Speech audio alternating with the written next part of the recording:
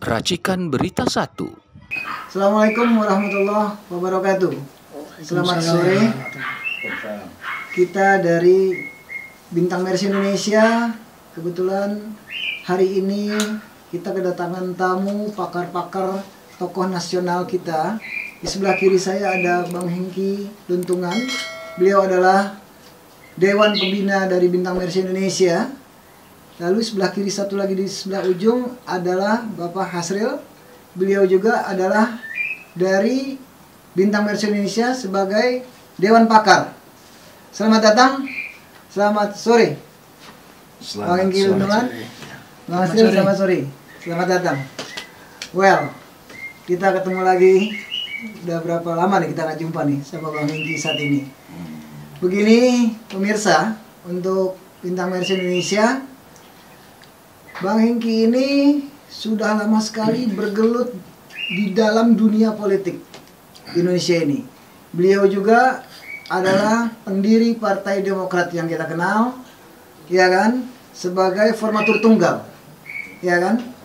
Jadi kita butuh nih sama beliau ini tanggapan-tanggapan beliau mengenai tentang pilkada saat ini yang lagi marak di Indonesia ini dan pemilihan gubernur yang serentak se-Indonesia. Bukan begitu, Bang Hengki ya? Ya. Oke, menurut Abang bagaimana nih? Sekarang lagi rame nih saat ini. Ya kan? Pemilihan yang begitu gencar, pilkada, ya kan? Pemilihan gubernur, pilgub, lalu ada beberapa partai yang mengatakan ini mau ikut. Terus berapa kali lagi, nggak lama lagi kemudian ditarik lagi. Ya kan? Saya nggak sebut, mungkin Abang udah tahu. Ya kan? Nah, ini bagaimana nih menurut Abang? Terima kasih. Ini Dr. Vicky ini sama Pak Asril ya. Sebetulnya berdasarkan undang-undang bahwa pilkada untuk tahun 2024 ini adalah serentak. Iya. Se-Indonesia. Tentunya dari kacamata politik bahwa memberikan ruang sebesar-besarnya atas terlaksananya pilkada melalui institusi partai politik itu sendiri.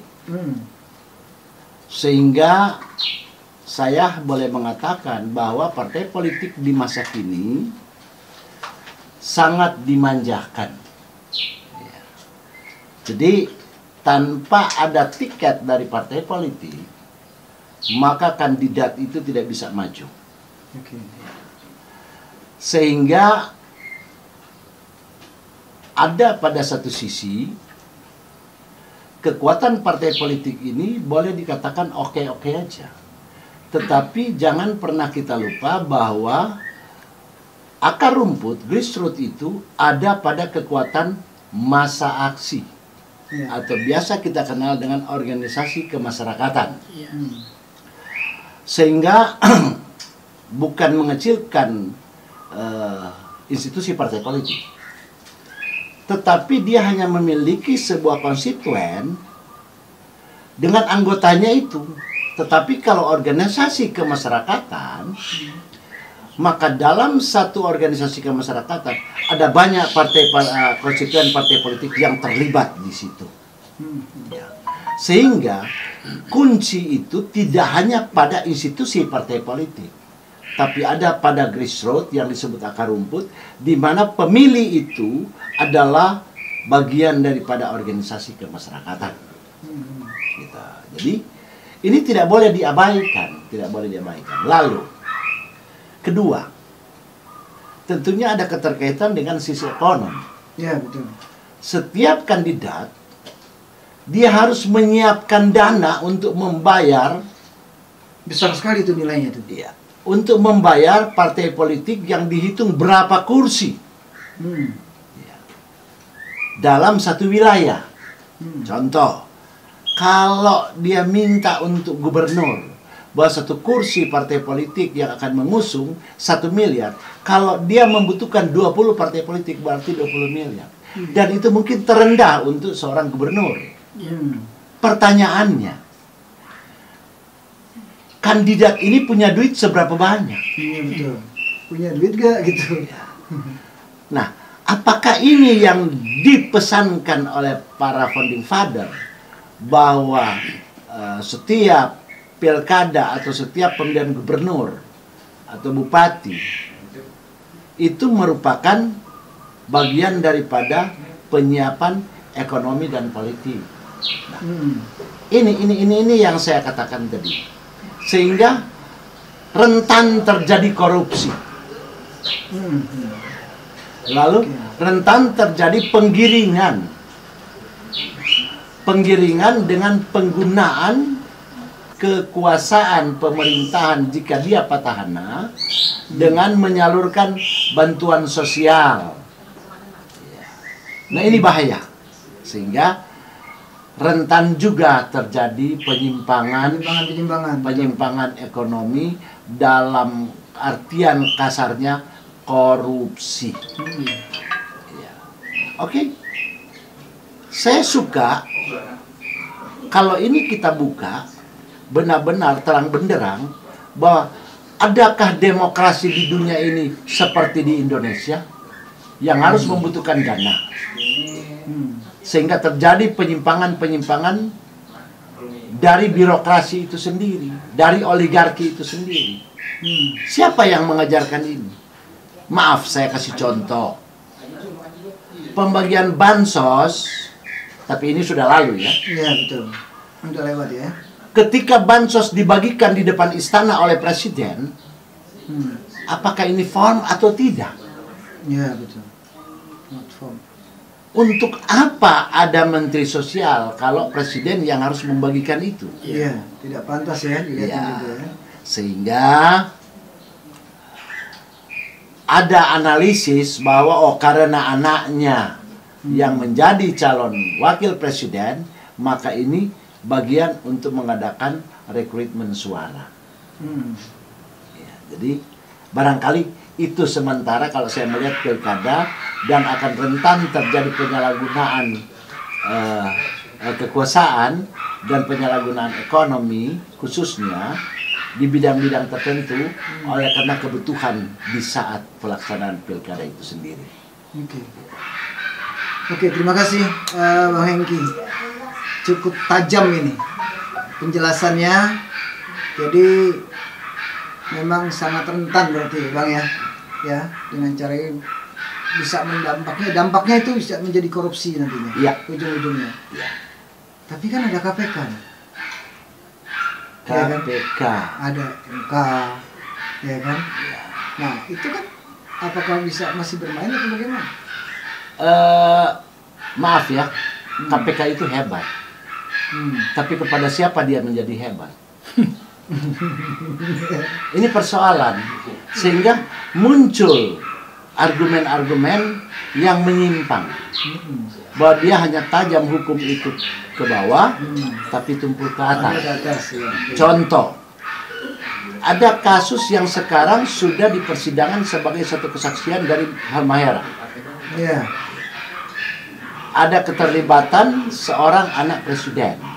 Saya nanya, apakah KPK berani? Sebetulnya kalau dia mau berani, loh dulu kan Tommy Soeharto aja itu dia digiring ke pengadilan. Kenapa sekarang tidak berani? Kira-kira demikian. Jadi diharapkan bahwa KPK harus berani mengambil sikap. Mudah-mudahan. Terserah dia mau dibully seperti Antasari atau tidak, tetapi dia harus berani mengambil sikap dari sisi hukumnya. Kira-kira begitu ya. Oke. Baik, terima kasih Bang Hengki. Selanjutnya Bang Hasrul, melihat sudut pandang ekonomi untuk pilkada ini bagaimana nih? Apakah memang ada bantuan-bantuan oligarki atau partai turun tangan dengan campur adukan ada dana di situ? Semua berlomba-lomba ingin jadi gubernur, kepala daerah dan sebagainya. Pasti melihat dari sudut pandang ekonomi jauh signifikan, dampaknya pasti jelas. Selanjutnya bagaimana tanggapan Bang Hasrul sebagai Dewan Pakar Ekonomi di Bintang Mersi Indonesia? Silakan. Ya, sebetulnya terjadi apa yang disebut unfair competition. Unfair competition. Kompetisi yang tidak Iya. fair, tidak adil. Hanya mereka-mereka yang dekat dengan sumber-sumber kekuasaan yang bisa menggunakan alat kekuasaan itu untuk meraup dana-dana sehingga dia bisa membiayai sepak terjangnya, langkah-langkahnya untuk memenangkan kompetisi. Bagaimana dengan parpol-parpol atau peserta-peserta yang tidak dekat dengan kekuasaan? Tentu sulit untuk mendapatkan dana-dana, dan ini menyebabkan kemenangan yang sudah bisa diprediksi sejak awal. Karena ibarat permainan tinju, satu petinju boleh ngapain saja, boleh mukul seenak bebas, tapi petinju yang lain kaki tangannya diikat. Bagaimana terjadi fair competition, ya? Jadi ketidakadilan di dalam menguasai sumber-sumber ekonomi ini pasti dipastikan akan menyebabkan ketidakadilan, dan hasilnya adalah sangat absurd. Kalau menurut saya sangat absurd.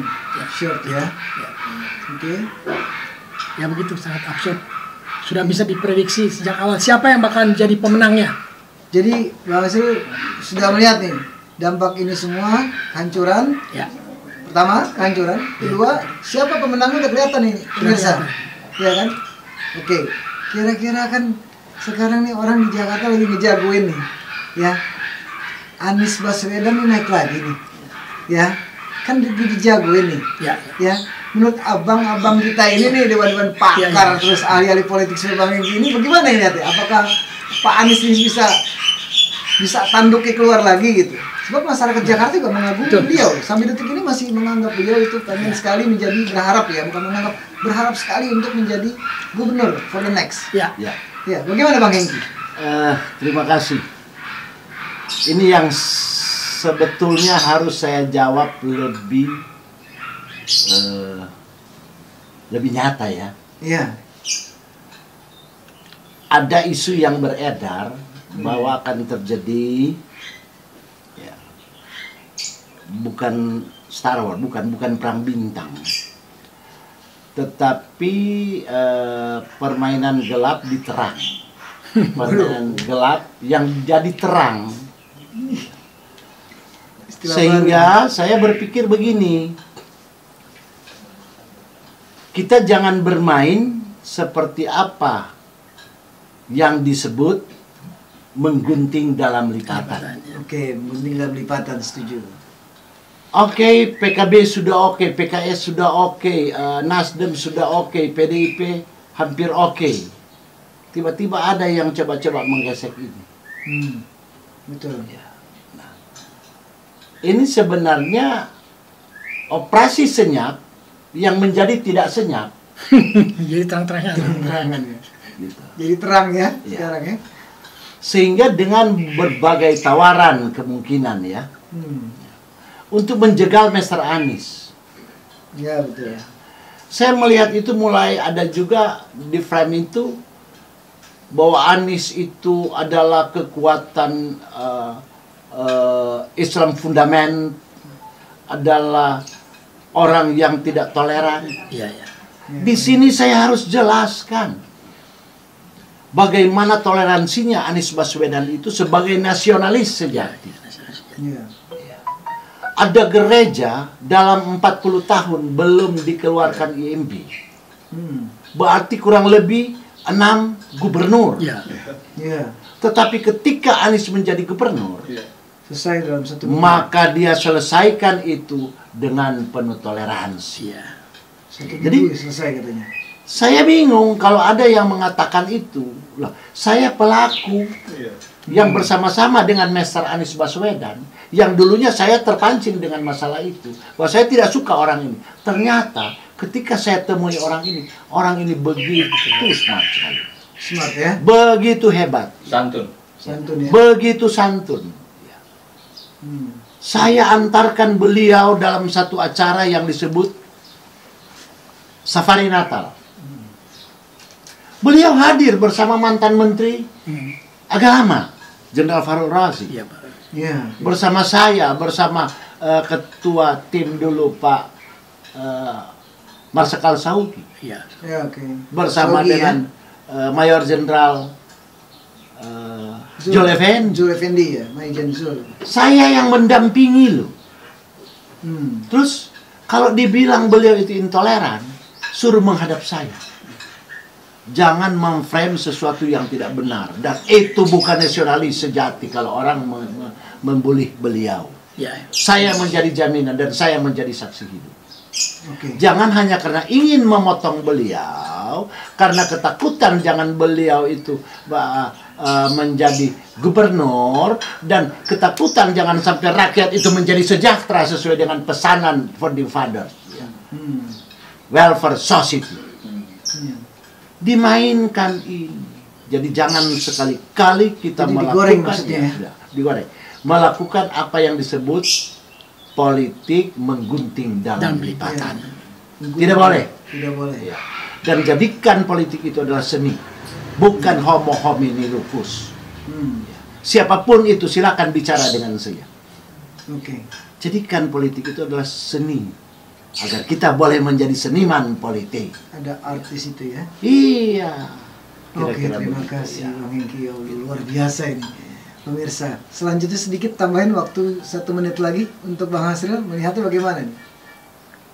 Ya, saya sih melihat insya Allah ada tangan Allah yang akan bermain di sini nanti. Amin. Karena Allah tuh tidak suka dengan kezaliman. Tidak suka. Amin. Jelas agama Islam tuh sangat tidak suka dengan kezaliman. Tadi saya mengatakan ada unfair competition karena adanya karena ada kezaliman dari pihak penguasa yang berpihak kepada partai-partai tertentu dan menganaktirikan partai yang lain.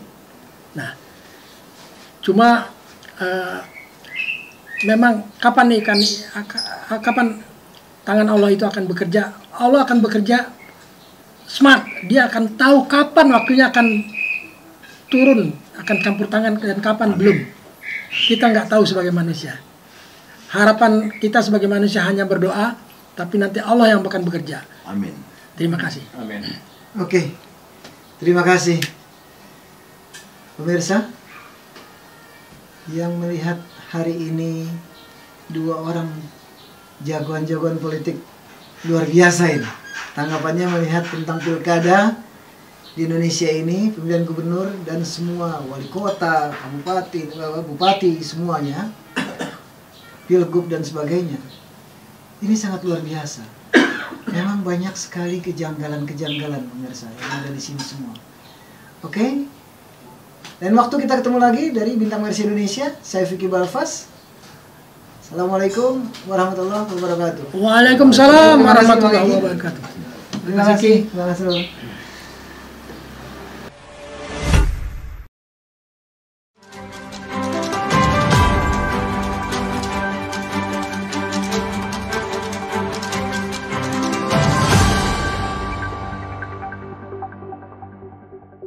Racikan Berita 1.